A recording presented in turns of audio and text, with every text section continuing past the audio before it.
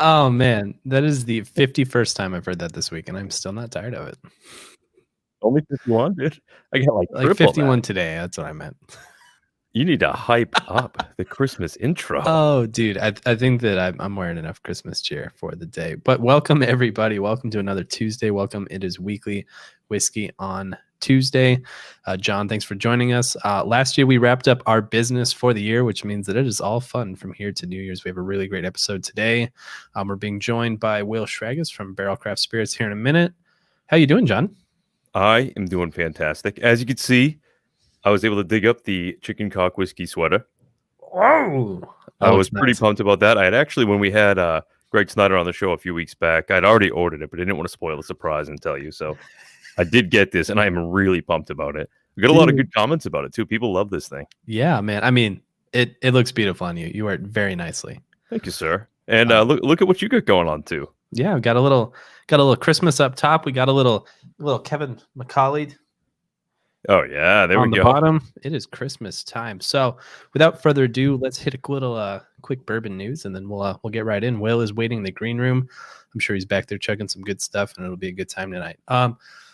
Let's see our bourbon news. If you got an email today, it is because you were selected as a winner of the new Riff single barrel selection for our bourbon. It's Diamond in the Riff 2. If you didn't get an email, that's cool. You suck.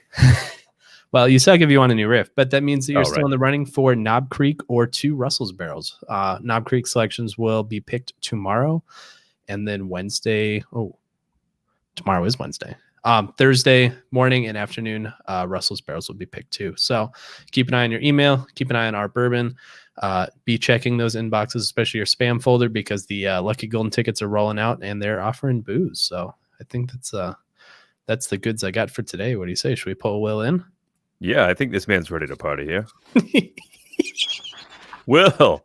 Happy holidays. My man, welcome, Will. Happy holidays to you. I was so glad when I saw you guys, and when you said dress up, I took it really seriously. And then I was like, wait, it might just be that they have like an elf nose on for a second or whatever, and then it's done. And I'm so glad that I feel outdone in a wonderful way. No, I this love is everything great. about it. Yeah, for a second I was like, hopefully, I was like, we communicated that we were going to dress up, right? But that's perfect. Yeah, we let him know that we're going to look like idiots, right? Okay, yeah, we got this. Well, you look fantastic, my friend. You look very merry and jolly, and thank you. I wanted to, I grew up in a Jewish family, and I wanted to find a way to signal that, but I didn't want to be really loud about it. And Hanukkah's over, and I had one of these, and just seemed like the appropriate thing. It's all deadly, man. Throw what you know. I love it. Let's see. We John and I've been pulling. We were gonna do something for Thanksgiving. That we got a little busy, like cooking and stuff. So it's a real joy to be throwing down for the holidays tonight. Cool. I'm pumped about it. So we got some cool stuff to drink. Man, we got a lot of stuff to drink. Holy shit. Yeah, this is gonna be delicious and dangerous, which is actually my favorite way to keep things. Well, the reindeers drive my sled, so we're good to go. We've got a whole plethora of things up Will's sleeve, including, I don't know, should we lay it all out, or should we? Well, we'll go one by one. We'll keep people in the dark. But okay. There's quite a selection here. It's been a couple of months since we've had you on. I think, was it September? The weather was a whole lot warmer back then, so things have been moving along at Barrell. You guys have been releasing stuff like crazy, my friend. Yeah, it's every year we tell our distributors we're not going to do the thing where we release everything at the end of the year. And we try really hard, and then we always end up with a bunch of releases at the end of the year. And part of it is the company's growing so fast that we usually want to release our batches of bourbon at the beginning of each quarter. So there would be an October release and then a January release. But we're growing so fast that we keep running out in the middle of November of the October release, and thus releasing what should have been the January release at the beginning of December. Okay. So we wind up with this extra batch every year. And it's a good problem to have, but it has happened 3 years in a row now. I was to say, okay, so this is indicative. It's like I mean, obviously someone out there is shaking their fist, but this is a good problem to have. Yeah, our production and bottling team has been burning it at both ends for a couple months now, and they've kept us in stock completely through a very busy but productive and good O&D, at least from a business perspective for us. And so not going to take my hat off to them right now because that would involve some work, but my metaphorical hat off to them. Yeah, we Good. will, I like it. tip our caps as well. Yeah, I've been amazed at just how much stuff you guys are churning out. I had the Armida last week for Whiskey Raiders, and man, that stuff was wild. I was like, oh, this sounds strange, but then I drank it and was really. Yeah, that is one of the craziest things that I've had in a while. I love I'm so proud of it, and I just find myself drinking it. It's one of the products that I just find myself drinking it at home when I want to drink all the time. And what has been really fun but really challenging about producing it is when we originally put it together, we had this pear brandy cask that we finished bourbon in, and we put the blend together and we loved it. But then when we realized we need to scale it up, pear brandy casks are few and far between in America, and they're very different from one another. And we realized that we could not put it together with any sort of consistency if we're using random pear brandy casks. So we ended up sourcing pear eau de vie from like 7 different farm distilleries. Oh, and aging it in neutral French oak for 2 months, and then like dumping it into the next barrel and the next barrel and so on and so forth. So we're making our own pear brandy barrels to finish Armida in, so that we have consistency across releases of it. Damn. So I think at this point we are the #1 consumer of pear eau de vie in America too, which is really funny. No, that's actually pretty humorous. That reminds me of like the predicament that a lot of Scottish distilleries are in, right? Where they need sherry casks, but there aren't enough, so they're going out and like starting their own sherry. Yeah, just so they can use the casks later. It's basically that, except we're doing it with all sorts of stuff. And it's like once we realized that we could take neutral French oak and condition it the way that we wanted, we were like, okay, no more rules, because we can now get any finishing cask we want as long as we're really careful about the way that we make it. So. Cool. That is cool. You guys are like, you're pulling the IKEA style now. You're just like taking over the whole supply line. But in like a good way. Yeah. But we're not even drinking Armida tonight. I have private release bourbon A01A in my glass. Same. I know that you guys have that. I will get that in my glass. I like this a lot, man. Right off the bat. There's a little bit of info here on the label here. What is this? A 5-year, a 9-year, a 13-year, and your 15-year blended. Does it have the percentages on the label that you were sent? It does. 10% of the 5-year, 15% of the 9-year, 5% of the 13, and 70% of the 15-year. So this is the private release bourbon program is sort of the newest in our exclusive single barrel-ish offering package that we have. Much like the private release whiskeys that I think we talked about last time, and the private release rums, which were from last year, it is a series of micro blends that are all a variation on the same theme. So it's the same 6 base bourbons blended into 49 different ratios. 2 of the ages have 2 different bourbons of them. So there's 2 5-year-olds and 2 9-year-olds. So it's 6 different ingredients, but across 4 ages. Wow. And they're all constructed in a used bourbon barrel. And so they're not single barrels. They're labeled as private releases, but they are the size of a single barrel. Okay. And so what we're going to start doing next year, because the first 49 of them, although this one has not been released yet, but most of the first 49, like pretty immediately, someone committed to, or we split them up into different markets. But as we produce them more, we're going to pepper them into the single barrel offerings if people want a sort of unique blend from us instead of a single barrel. Our hope, our goal is for enough people to be interested in tasting blind, where they don't know which are single barrels and which are private releases. And so it's like really a like, what's your favorite whiskey situation? Yeah, that's cool. But we don't know if that program will work that way or not. But that would be the ideal situation for us. Yeah, it'd be interesting. Oh man, I bet that would work out.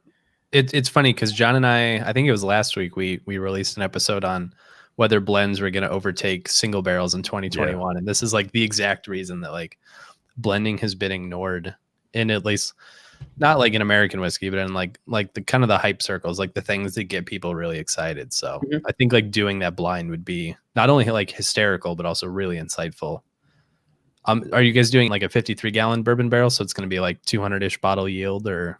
Yeah, but we target 40 gallons per release. So it's about 100, and we also get some loss because even in a couple days of being dry, like the barrel dries out a little bit and it pulls out.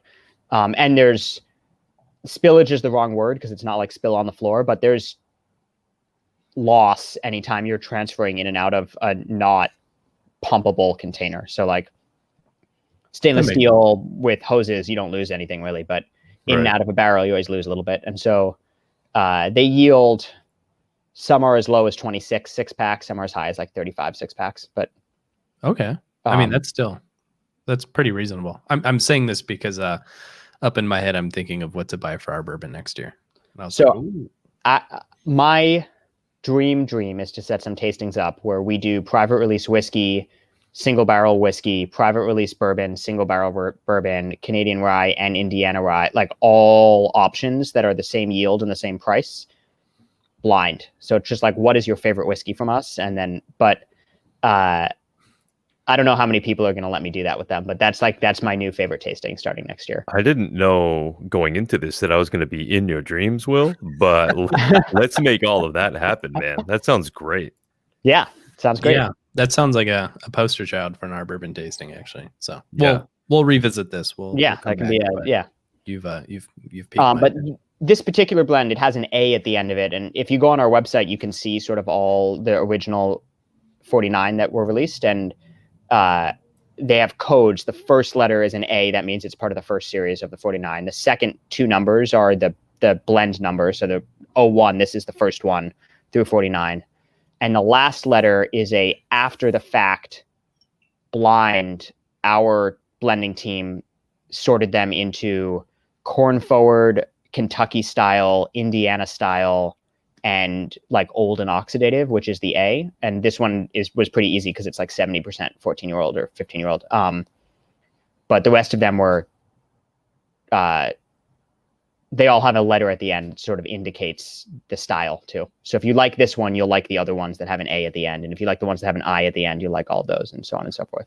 Oh, interesting. Okay, so this is like the Da Vinci Code of whiskey, basically, is what you're our single barrels and private releases all have 4-digit codes, and there is information coded into them so that when someone asks me or someone on the sales team in an interview, like, what do you think of, and just names 4 letters or 4 numbers, we can figure out what it is really quickly. Oh man, no, that's cool. I'm a total info geek. I'm a data guy, so I appreciate when like there's random numbers, but they mean something. You know? Yeah, they used to be random, and then we realized like, well, if we're gonna pick random numbers, we may as well give them a taxonomy that means something. I feel you. Cool. Well, I mean, okay, so this is all over the board. This is what 53.49%. So you know, it's up there. This is really nice. I think we killed John off, but he'll be back. So I'm trying to guess here the A, you know, whether it's corn forward or Kentucky forward, but this is really nice. No, the A is old and oxidative. So, oh, okay. If it was corn forward, it would have a C, and if it was Kentucky forward, it'd have a K. Interesting. Well, that solves that. Okay, so this is in the private select. It just hasn't been claimed yet. Yeah, so this one actually, we do a series we call Joe's Playlist, which is when Joe picks barrels and private releases that he really likes. Okay. And so this is Joe's Playlist from the private. This is the one that he picked. Oh, very nice. There were so many releases in December that we decided to move it into January because we were sending an email to our list and stuff about so many things. It just would have gotten lost. No, that's fair. This is really nice. So hopefully, I mean, knowing you guys, I'm sure that there's a ton of similar stuff hanging out, but this gets me really excited for the blend concept because this blend is hitting well. You sent us some of the 15-year secret sauce a couple months back, and I was pretty impressed at how good that was, especially comparing it to like some of the newer not newer distilleries, but a lot of 15-year Kentucky whiskey has hit the market in the last 60 days, and that one was super fun. Really interesting. I've been so in a like logistics management hole in December because that's what working for a brand is in December. Like the sales work is done, is just making sure things get picked up, and it doesn't look that way because I'm wearing a ridiculous outfit, but like I'm pretty bushy right now. I'm just like being in a hole yelling at shippers, and so I haven't really noticed what a lot of other brands have come out with in the past month. So oh man, the last 60 days, everyone that's anybody So a huge parcel of Kentucky 15-year undisclosed bourbon came out. Like, I mean, obviously it came out earlier this year, but everybody dropped it like 60 days ago. Huh. So like brands I've never heard of. 5-ish. No, we're in the NDP's just like popping up with a 15-year. Huh. Interesting. But, little aside, it's fun. Like, I never thought this would be a problem. Like, oh man, I have all this 15-year Kentucky bourbon to compare and contrast, but it's always fun to, yeah. You guys ready to move on? Yeah. I'm reminded an awful lot of the batch 24 when I'm smelling the private release and tasting that. That reminds me a lot of the batch 24, and so I'm curious to compare that to. So the 9-year component in this set of private release bourbons, so the A set, is the same as the 9-year base of batch 24. Okay, that makes sense to me. It's really good. I like that one a lot. It's got a really good deep caramel kind of undertone to it. I like that one a lot. Yeah, glad you like it. Yeah, that's a very high rye set of barrels. All right, where should we move? I think we should go to bourbon 27 next. 27 bourbon. Okay. Oh, damn it. Okay. No, I have that one. Good. I thought I messed it up. You would never. Not me. Not now. 27 is I'm really excited about it as a blend because if you remember, batch 25 was the first time we had ever used wheated bourbon in a blend. Yep, sure. And batch 22 was also a 5-year-old, and it was the first time in a long time we had no Tennessee in a blend. That's right. And 27 has all 3 major states, Kentucky, Tennessee, Indiana, but there's parcels that were used for 22 and the wheated parcel from 25, and then also a couple other parcels in 27. It's a very complicated on paper blend. And it's one of the ones that a lot of times when we have a 5-year-old, it's like the driving force is the 5-year-old, and then we sort of blend complexity and depth and structure into it. And this one is really it's really balanced across the different ages. So I think there's as old as 15-year-old in this as well. Yeah. And there's 2 different parcels of wheated bourbon. There's 5-year-old and 8-year-old wheated bourbon in it. And so I like that cherry note that wheat brings into it too. Yeah, very fruity, very fruit forward. I just find it to be like it's bright, but then it has this like sort of depth in the mid palate and finish that, as if it were more in the like 9, 10, 11 category range. I feel like I was actually in Kentucky at the very beginning of this, but I was not really in Kentucky for the finishing of it. And Nick, Tripp, and Joe, I think, did such a good job in like the last tweaks to like really tease out a lot of complexity in it. Yeah, that's nice. Oh, go ahead, John. No, I was just gonna say that it's nice. A lot of times with the ones that have the wheat in there, you can kind of get like, I don't know, it could change the profile a lot and make it lean really far one way or the other. And I don't think this really does. I mean, it's got a good amount of fruit to it, but overall, it doesn't taste like a wheated bourbon. But once you know it's there, you notice it. Yeah. And it has an extremely syrupy finish, which is really delightful, especially with some of those sweeter fruit notes. Like some wheated stuff kind of falls off really quickly for me, but this is not opulent, but I would think that this was much older if I didn't know. I mean, a lot of it is. It just got declassified, which is more and more something that we kind of like doing as a little bit of a middle finger. Throwing the compass box approach, huh? Yeah. Yeah, it's actually Joe was interviewed pretty recently about some of his favorite whiskeys, and he talked about Compass Box as like inspiration whiskey wise, but then also an inspiration in a like not like being willing to stand up for yourself. Sure. Within the regulatory situation. Their 3-year deluxe was a really good release. It's still one of my favorite Compass Box of all time. It's hard to forget. Is number 27 there. Peter just asked about that in the chat. This is 27. It's nice. I really like what the wheat does to that one. That's good. Yeah. Glad you guys like it. The wheat is nice. I still think I like A01A. I want to go back to that one and compare them now because I really like I'm liking sort of like the darker here. Complexity there in the so A01A.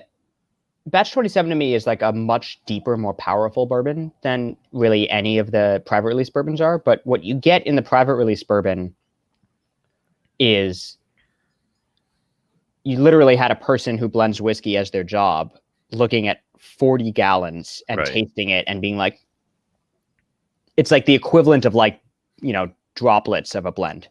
And the reason we developed that whole project was we were tired of people, not that we mind because we're a whiskey company and we want to sell whiskey and we also really like tasting single barrels, but we were tired of the hierarchy of the single barrels still being beyond what we feel is our strength, which is making things that are greater than the sums of their parts. Mm-hmm. Yeah. But we understand from a like excitement in a consumer way and a store way and a group way, you want something exclusive. You want something that you picked. And so we tried to synthesize those two things, like us feeling like we can make really wonderful blends and also wanting to give people from a collector perspective what they're about it for next year. And it's fun production wise because we can take little lots of barrels and have them be ingredients in still kind of limited selections, but we can maximize them a little bit more. Yeah, no, you can really make use of them. I like that everyone is, or not everybody, but it's becoming widely accepted that like blending is not inferior. It's just different. Right. And I think, not to speak for a lot of people, but people who do a lot of single barrels, like, yeah, it's super cool, but you also realize that like blending has its place because it's had its place for so long. Right. And, you think like, especially like this year, we did like almost 20 barrels across everything. And you're like, man, what if I could have taken this single barrel from this month and that single barrel and blended them? I bet they would have been crazy. But when you sell it the single barrel in 10 minutes and it's gone, like you can't do that. And there are still single barrels that just have so much power in one way that they're fascinating. Yeah. Exactly. It's not going away and nor should it. But to be able to look at something and think, this can be more important as an ingredient than anything else. Like this as an ingredient is more impressive than any single barrel is a really cool way to look at barrels as well. Yeah. Well, especially when you have a massive pile of barrels that you could do either with. They could be single barrels, right, or you could marry them together and end up with something that is, like you said, more than the sum of its parts. And that's just like a cool approach to it where you can do either. It's not like you're kind of pigeonholed into being like, well, these are the guys that are going to, make a bunch of blends of bourbon because they don't have anything that's going to work on its own. Right. And it's not like the opposite either. So I think that's pretty cool. Cool. I'm glad you guys like the idea because it's been a lot of labor for us and we're really excited to roll it out. The first 49 were pretty easy because there were so few, but as we roll it out in a bigger way, logistically, that must get taxing. Yeah, it's a lot of logistics work and it's added, single barrels are in some ways easy because it's like you pick it and then you bottle it. Just ship it. And now we've added an entire production step into what is otherwise the exact same program. And so.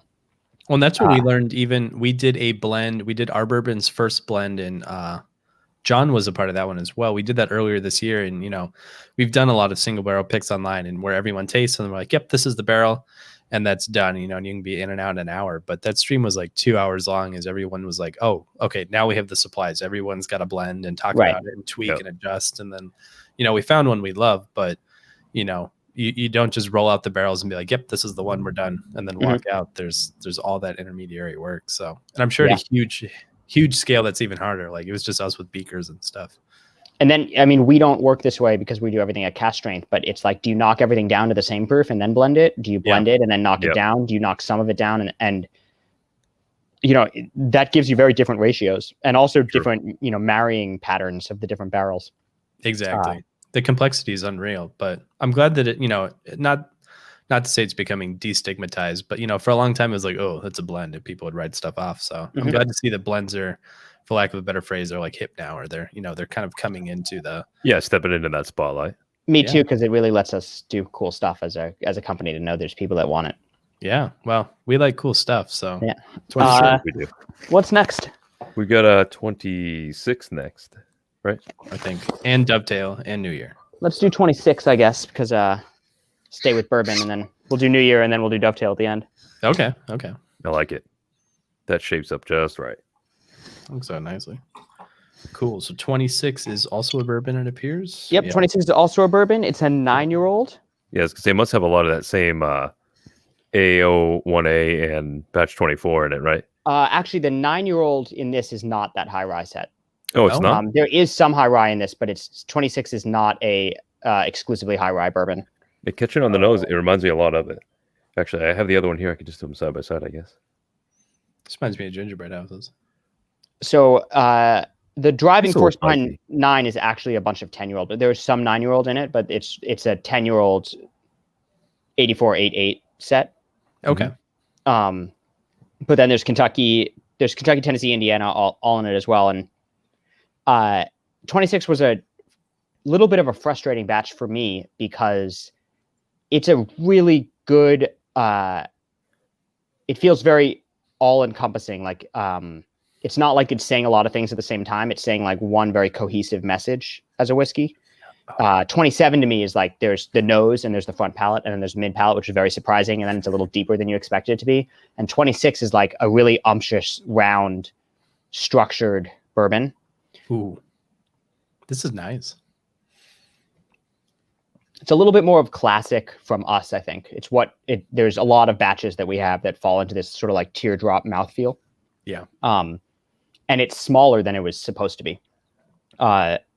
Essentially what happened is they got to a point where they really liked it and then they tested adding more and it was changing it. And they had just found this balance that they really liked. And Nick and Joe and Tripp called me and they were like, is it okay if it's less? And that's one of the reasons 27 got released early because it sold out so quickly. Okay. And so hasn't been on the market for that long. It just got released a couple months ago, but it sort of went in and out of the warehouse really quickly. Interesting.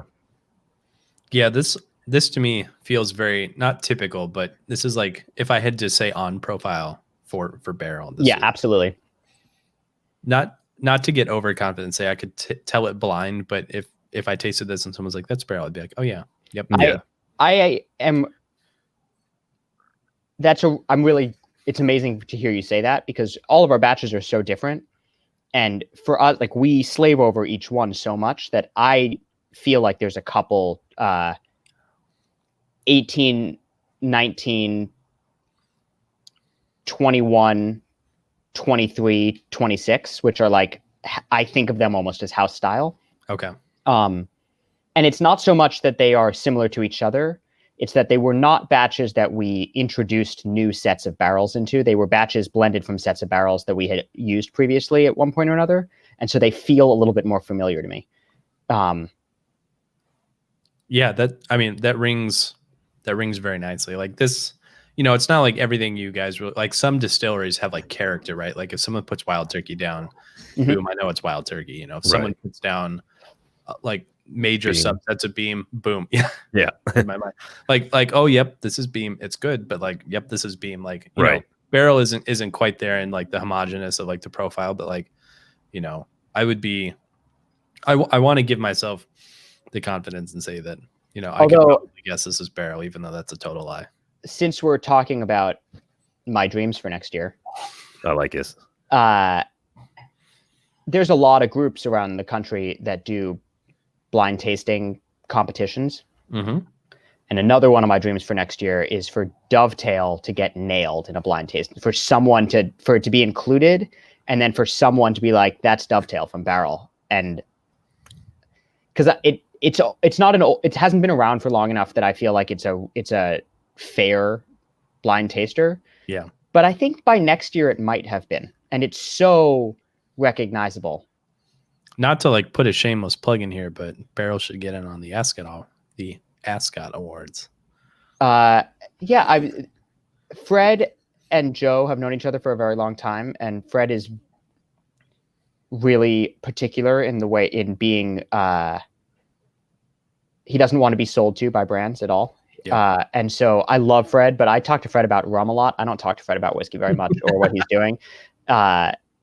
Just because I don't ever want to come off like I'm trying to get Fred to do anything, because he wouldn't do it and he wouldn't like me trying. And so sure. As a taster for that, I would love to have Barrell Dovetail in there so I have the opportunity to try and nail it. And then fail miserably. But yes, also rum. But one of my favorite blind tastes is the bar Anvil in Houston does a big blind tasting competition. Okay. It's essentially the test you have to pass, I think, to be a senior bartender there. But they let once, twice a year, they let consumers take it too. Mm-hmm. Cool. It's always really cool to see who does it. To hit the Jack Rose one, but I've never been in DC at the right time. Anyway, that's another dream of mine, is for someone who like knows whiskey really well to be like Dovetail and me to see it. I like the dream stream that we got going on here, man. Yeah, I mean we're dressed for it, so these and they're like attainable, but like unique. You know, it's not like we want a batch to sell in 30 seconds. It's like barrel needs to be picked blind. Yeah, I have particular attainable. You manage my own expectations, right? I love it. Cool. Well, 26 is very nice. Cool. New Year? I don't want to rush, but I know that we're trying to keep this to not 4 hours, so I'm trying to usher through so we can ask some questions at the end. Yeah, as long as we can fit this thing on like 3 VHS tapes when we're done. Like, you're like a handsomely dressed Sherpa guiding us along this whiskey journey tonight. I mean, you guys saw this when I was in the green room, but it's got wings. So I'm kind of a Sherpa. The flying squirrel of whiskey. The flying squirrel of whiskey. It does feel that way, yeah. It's like flying squirrel / like old woman in the 60s. I hope to see that on your LinkedIn later. Like Will Schragis, flying squirrel of whiskey. National director, aka flying squirrel of whiskey. I'll take it. Wow. We've got your bio sold for the website. Yeah, easy peasy. We'll just get a headshot of you in your delicious new outfit there, and we'll get you set right up. I'll get new business cards that just say flying squirrel on them. I have a feeling you have a hard time getting those expensed. We're moving on to New Year, right? Yep. Okay. So the New Year bourbon is a release we do every year. It started in 2016 as a celebration of still being like an independent, forward-thinking, progressive company. Originally, why it started was we were growing and there were started to be more and more rules about what we were doing for batches. It's like I had just started with the company and we had grown into new states, and Joe and Tripp and I had to have a conversation about if it's not, at least at the time, I think it was about 600 six-packs, it's going to cause us problems. We're going to go allocated in certain states, or we're not going to be able to fill states that we just launched with, and our new distributors are going to be unhappy with us, and they're not going to give us attention because they're not going to feel like there's stock available to them. And and there wasn't a problem, but we just had to think about some business problems preemptively that we had never had to think about before. And the New Year bourbon was the agreement that no rules. What's the best blend you can make? Like, original thought behind Joe launching the company. If it's 100 cases, great. If it's 1,000 cases, great. If there's 15-year-old and 4-year-old, it'll be a 4-year-old and so it was the first year we did it. It was the first time that we had married barrels from different states in one batch. And no one really knew what to do with that. Like, I think we were the first company to ignore. I'm sure someone did it before us, but they did it secretly. And we put 3 states on the back. And now you fast forward 4 or 5 years, and there's a whole William Grant bourbon designed around that. And so it doesn't seem that crazy anymore. But at the time, it was like we weren't sure if the TTB was going to approve it. Like, how can it be distilled in 3 different states? Type of question. Right. Yeah. How can one product be from 3 places? And quickly what happened is it evolved to us using the New Year bourbon to feature some micro distilleries. And so the first time we used New York was in the New Year bourbon. The first time we used Texas was in the New Year bourbon. History could have been written that the first time we used wheated bourbon was in the New Year bourbon this year, but we ended up using it in batch 22 batch 25. But there are some new states. So there's Colorado in here, and there's Wyoming in here. I was looking at that, and I thought, Wyoming, and then it came to me. But just like, not to waylay the conversation, but what the fuck up is with Poland and Barrel Rye Batch 3? So there was Polish Rye in Batch 2 also. Oh, really? There is a distillery in Poland that makes or made 100% malted rye single malt. So it's double pot stilled to a very high proof. And we found ourselves with a bunch of barrels of it. I used to think we were the only people in America that were using it, but I've actually seen a couple of other very small independent bottlers come out with Polish rye. Okay. And it's really cereally, and it has that like overripe mango quality that a lot of single malts have, that like the fruitiness of a warm ferment. And in batch 2, it was pretty prevalent. You could really taste it. In batch 3, it's only a small part of the blend, but it brings out a fruitiness that we really like, and it pulls the Canadian rye away from the really tart green apple and into a riper fruit character. Absolutely. Rye batch 3 to me is a sleeper for us. I think that so many people who drink whiskey from all over the world have expressed to us how much they like rye 3. But it's not a really fast mover. It just seems to be like a favorite of people that drink a lot of really good whiskey from us. So we are pretty much sold out of it. We have a couple cases left, but a lot of our distributors still have it, and a lot of stores still have it. Okay. I think part of it is just that rye, there's not as many people that drink a lot of rye as there are people that drink a lot of bourbon. And when you're in the whiskey industry, there's a lot of industry people who love rye. So you think of them as kind of equal. And then you look at actual velocity and they're not nowhere close. It was interesting. Okay, cool. It's fun to know the backstory, because I was writing it up the other day and I was like, Poland. Yeah. And then I like thought about it some more. Like, it bothered me all day. I was like, Poland? Like, the things Poland is known for was not producing rye whiskey. So it it's just a really great ingredient for us. It was kind of abrasive. If we had come across those barrels now, we might have released some as single barrels, because I think people would be more open to something that's like hard to drink but interesting. Yeah. But at the time, we were like, this is going to be amazing in blends, but this is not going to be the base of anything. I dig it. It was the first Polish rye. Yeah. That like wasn't bread. That I had. Yeah, really. I'm excited to see what you wrote about it.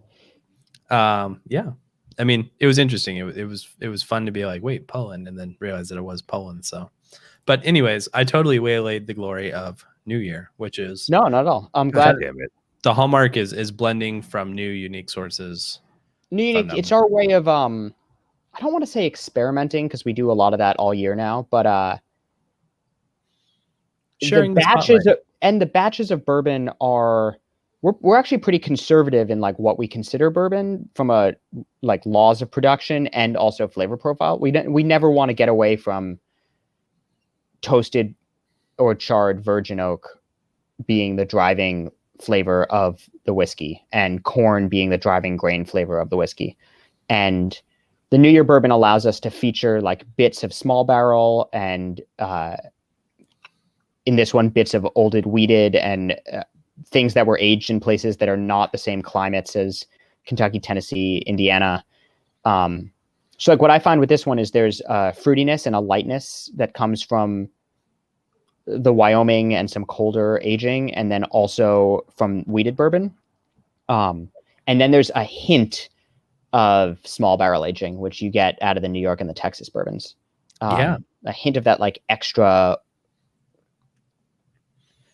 like square inch of available wood per proof gallon. Yeah. It's interesting to me because it all comes together to make this delightful like peach cobbler note, which to me like I was wondering if you were going to say peach rings tonight. No peach rings, but like peach cobbler without like, because that's kind of my gripe with Texas stuff, right? Is like, yeah, this just tastes like it matured too quickly, right? Like it's right.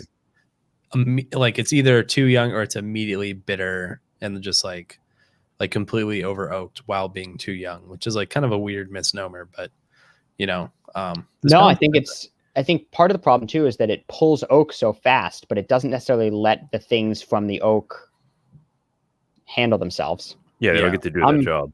I'm really excited I'm sure someone's doing it, though no one's released it yet. People who do 2 years in virgin oak in Texas and then rack into neutral oak. That would be really nice. I was amazed. I had Still Austin. They, I think, are probably the best Texan I've had so far at like 2 years. Yeah. It was just over 2 years too, I think. It almost to the point where I was like, pull it all. Like, don't let it age any longer. Like, otherwise it's going to taste like Balcone and get disgusting. But yeah, I would love to see some like re-racking or at least like really tired cast. So it gets a little bit of oak over the next like 4 or 5 years. But, you know, because everyone's like Texas whiskey's too young, but then I think like I don't want anything from Texas that's aged for 7 years in virgin oak and like, Right, yeah. Texas climate, like that's probably even worse. Or like gigantic barrels. Yep. Oh yeah. You know, like a Foudre sized barrel, but virgin. Or even just like tossing like a full blown hogshead for like 3 or 4 years. Oh, well, time to take a trip to Texas, I guess. Yeah. Yeah. So I think I get a little bit of like apple butter type of. There's like a good fruitiness to that. A little bit of like almost a praline kind of mixing in there too with the buttery caramel. Ooh, yeah, that's nice. And this was about 1,000 cases. You said 6,000 bottles. Ish. Yeah, I think it's somewhere between like 6,000 and 7,000. Cool. Okay, it makes it a pretty good limited edition. Still fairly limited, yeah. Yeah, this is nice. The you know, when you extrapolate that backwards, being in 46 states, like 1,000 cases. Yeah, it doesn't go far. No, that means like a state. You're in Michigan, am I remembering that correctly? I'm in Wisconsin. Wisconsin, sorry. And John, where are you? I'm in Maine. So a state like Maine, that means that if it were custom ordered, we'd be talking like 36 bottles max if there's 1,000 cases. And like Wisconsin, we don't even have a distributor, so it would be 0 bottles max. But if you look at like Illinois, which is maybe 5% of sales for us, that's still 50 cases. Wow. You know, that's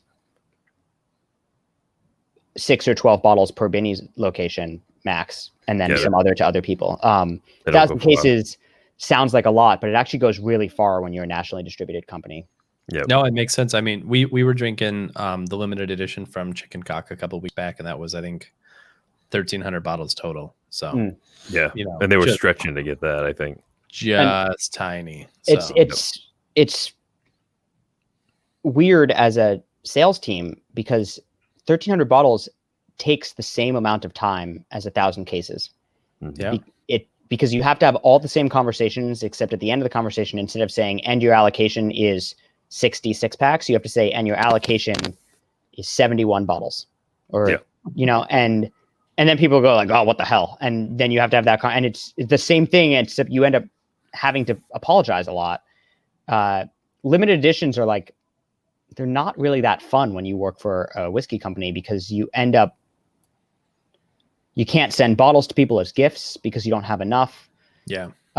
You know, new accounts that you're really excited about probably aren't going to get allocated the thing that they want most. That does make sense. And like, I guess, you know, because like it's fun, right? Until you have to sell it, right? Like, oh my God, this is fun. This is amazing. Oh, we only have how much? Like, you know, like people always ask, like, you know, if you were a store owner, wouldn't it be great because you'd get all this pappy all the time? And I'm like, no, like the last thing I want to do is figure out like who gets the rare stuff, right? Like, and even as a brand, that's a bigger problem. Like, okay, I have 50 states and 1,000 cases. Like, you know, I'm sure states like, you know, the whole state of Maine isn't going to take it personally. Or the whole state of like Arkansas isn't going to come like burn down your house. But like, you know, no one wants to figure out who gets more and who gets less and just hope it's okay. Right. And it's tough for us because we also, at any moment, like we can only base on what happened the last time. Yeah. So we need to leave 10 or 20% of an allocation for like, okay, who's going to do a really good job right now? Yeah, that's got to be Arkansas tough. is a great example. Like we love our distributor in Arkansas. And so we like kind of want to get them the things that they're asking for. But then every once in a while, I'm trying to think of a good example. Colorado. Sorry about the sirens. That's just another customer that can't get Barrell. Just that's right. There's a woman that works for us who manages the Midwest named Stephanie Bear, and she lives in Denver, and she does an amazing job. And Colorado is up like 100% for us this year. Wow. And I think part of it is like the distributor like really figured out how to talk about our brand. I think part of it is there's a lot of independent retailers there, and so people are excited about all the different releases we have. And part of it is that we have like a really talented, motivated salesperson living in Denver. So when we're doing allocations now, it's like, do we look at last year? Do we look at this year? Do we look at the last month? Mm-hmm. Or do we look at like, what does our sales team say that they need to keep their customers happy? Because if a store is upset in Colorado, we're going to have a person who has to deal with it. If a store is upset in Maine, right? We're upset anyway. We know people are upset, but they're not going to like call the person from our company every day and complain because they don't have a person. So it's a little bit of like a squeaky. I don't know. It's weird calculus. It's a lot of complexity that, like, I mean, because like some of my biggest problems is like, how am I going to sell the single barrel, right? Like, are there enough people? Like, but to take it even farther, like yeah, you got people in all different states, and as we all know, like every state has different laws and distributors and retailers, and like that's complexity that I am not envious of. So right, but it's fun too. It's terrible some days, but then you get a god complex out of it, which is kind of nice too. It'll be fun when you come to Wisconsin, but until then. It'll happen next year, I promise. Oh, good deal. Well, so 2020 is safe for me. 2021. We got a question here in the chat, which I think is a pretty good way to tie into the next pour that we're going to hit here. Hell yeah. Chris wanted to know if he had to pick one of these that we're on right now, which one is he going to get? Which one are we recommending? And for me, it's easy because personally, the Dovetail is my finished whiskey of the year. I'm going to release my list on. I think it's coming out on Christmas. I have to look. But I really like the Dovetail. So I'm saying if that's on there, get that. Damn. It is a really great finished whiskey. I really, really dig it. It's like, for me, a classic Christmas in a bottle. Man. It's just like sweet, what's syrupy, delicious. So if you want to listen to me, get the Dovetail. If you don't, listen to these other guys because they know more than I do anyway. Well, let's not go that far. It's been a hot minute since I've been on Barrell. Oh man, dude, they have so much. Holy shit! Yeah, is Dovetail on there? It is. It's there. Okay. Dovetail is always available on Mash and Grape from us, and Dovetail is always available in general. We try to stay. Speaking of yield and stuff, we try to stay about 1,500 cases ahead of orders on Dovetail. So if it's out of stock, it's because locally someone isn't doing their job, not because our company is out of it. Okay. Jackasses. No, that's great. I mean, so my biggest fear was that we were tasting 5 barrel products and I'd go on Mash and Grape and they'd have like one of them. And I'd be like, yeah. No, which one do I get? Everything here is available on Mash and Grape. Batch 27 might not be yet, but it will be soon. I mean, I'm thrilled. This is quite the catalog. If you were buying one, I'll split it up. If you're buying not expensive, I would get the Armida because I think it's super interesting. But if you're feeling spendy, the 15 year is really good. That said, you can't go wrong with Dovetail because I liked it a lot also. Yeah, Dovetail's crazy in that it is not like something you have had before. So it's not like you can say, oh, I like crazy this or that, and it might strike you. Like the Armida, I feel like, is very, very crazy in one way. If you like Amaro, get the Armida, but right. The Dovetail I think is best. And the Dovetail I think is just like this crazy ass symphony. So thank you. I think that Dovetail embodies our like process and perspective on the whiskey industry more than any other. I think whiskey we make.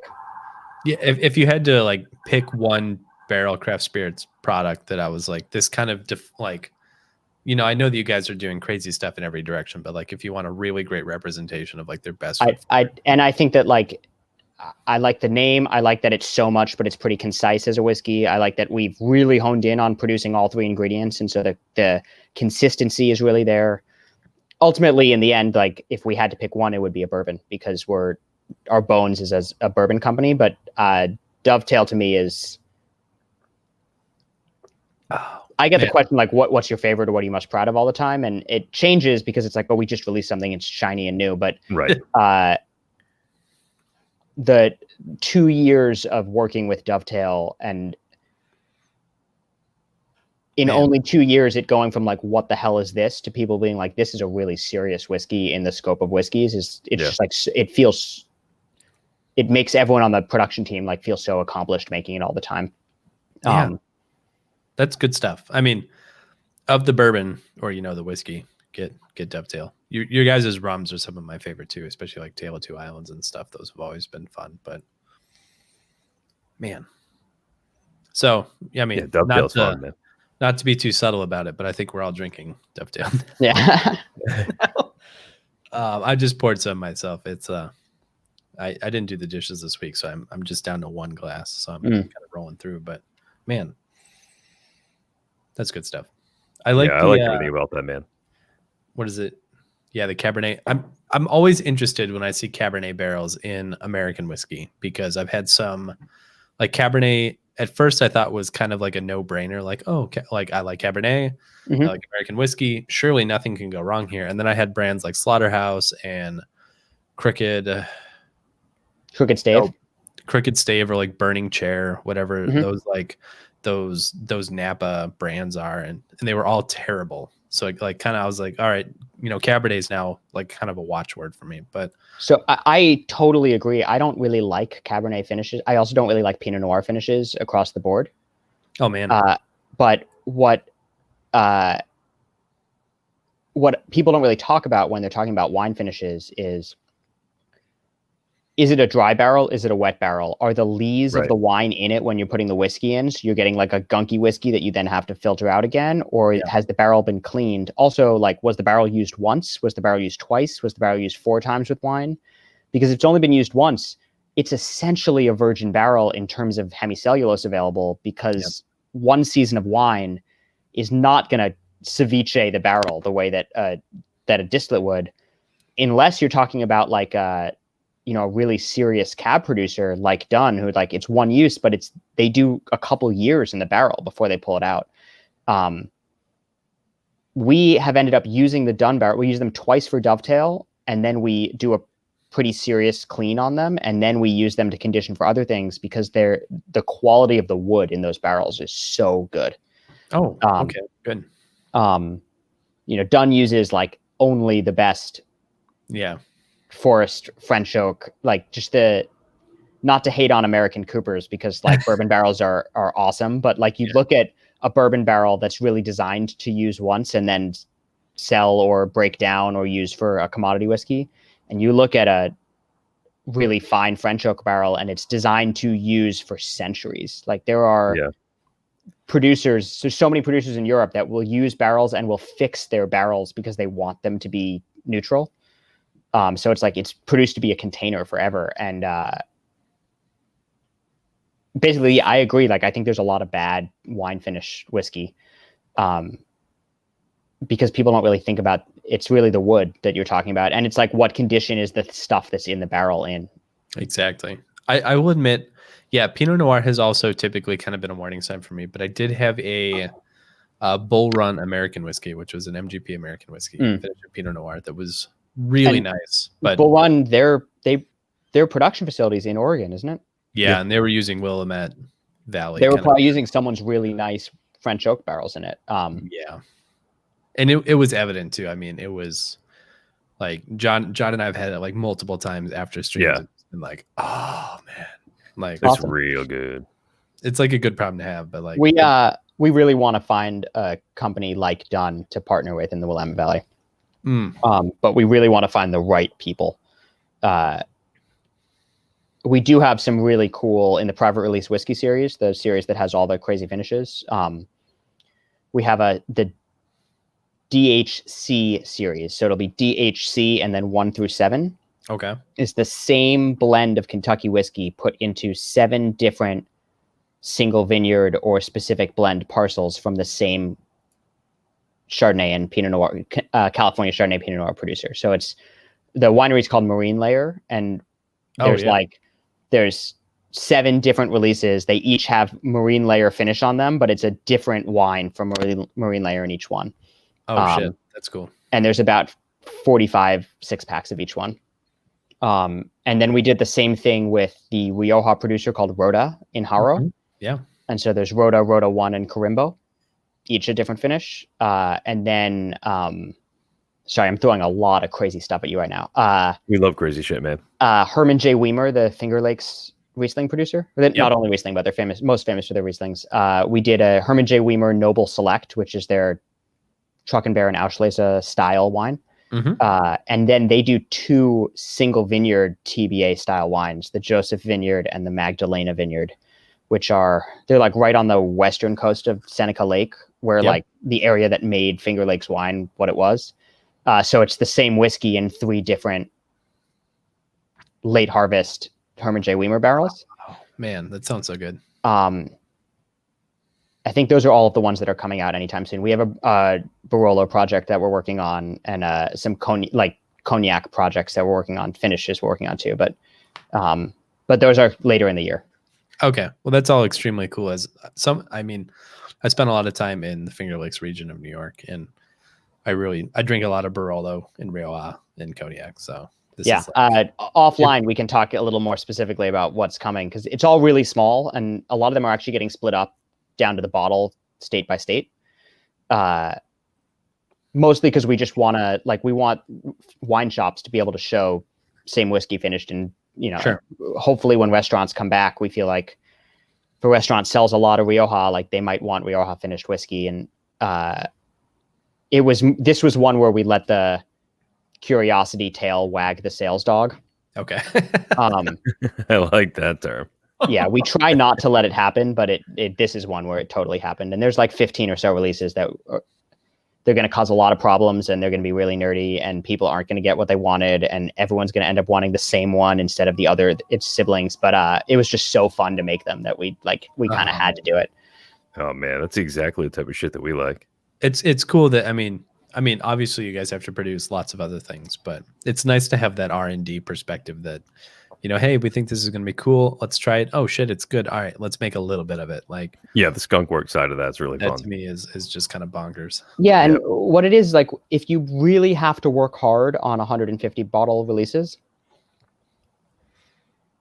a couple of them every year you're gonna really blow yourself away with what happened, and because of that, they become, how do we make a forever product out of this? Armida really happened as a response to the pear finished whiskey being everyone in our company's favorite. And so it took us 9 months to figure out how to make that a real thing. But it's not that the private release whiskey was a R&D for Armida, but the fact that everyone loved the pear brandy finished whiskey was like, okay, we need to figure out how to make more of this. And then we're like, oh, we have to put an entire process in place to be able to make more of this. And it snowballed into a national release. Man, that's wild. I love it. I think as we come up here at the top of the hour and we keep swearing more, we should probably start looking at wrapping this one up. I think it's a good time to break it here. Cool. We sold a bottle of Dovetail already, so I feel like we've already done our good deed for the holiday. Thank you so much. Wow, 1 hour, 1 bottle. Our ROI here is just I have had insane. Far less productive sales hours. So yeah, I suck at selling stuff too. So I guess we got nowhere to go but up. Yeah. Well, thanks for coming on, man. This has been really fun. Thank you so much for having me. I can't wait till you invite me again. Oh man, yeah. Okay. At this rate, we're gonna have to have a May Day. I guess what's the next holiday? I would love if I'm your holiday dress up. Our holiday, you'll be our holiday correspondent. I'm totally. That does it for me. We're gonna get that in writing. We'll send that over. I'll have my people, who is Jay, send it to you later. Okay, excellent. Sounds great. Well, holiday correspondent Will Schragis, it has been a pleasure to have you. John, it has been a pleasure to have you as well, my friend. I think that we're pretty much buttoned up here. If you're looking for social, you can find Weekly Whiskey, which is who we are as a collective. You can find Will and Barrel Bourbon and Barrel Craft Spirits at Barrel Bourbon. They're on Twitter, they're on Instagram, they're on Facebook. You see a lot about them on Reddit. They're doing some awesome stuff. So go ahead and check them out.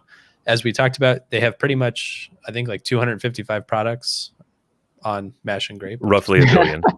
That's what it tells me. I realize now that I'm 255. Holy shit. But, and I'm Jay. I am from Whiskey Raiders. So check out whiskeyraiders.com. We do have a bunch of barrel stuff on there. The scores are aggregated. If you're curious about whether or not to buy it, check it out. But this has been another great episode of Weekly Whiskey on a Tuesday. And Thursday, we have another After Hours dropping. So go ahead and check it out. 9 a.m. Eastern on Thursday, that will drop. And Merry Christmas, everybody. It's great to see you. Happy holidays. Happy holidays. Guys, all stay safe and healthy and don't eat too much ham. So thanks for joining us. No promises. Cheers, everybody. Cheers. Cheers.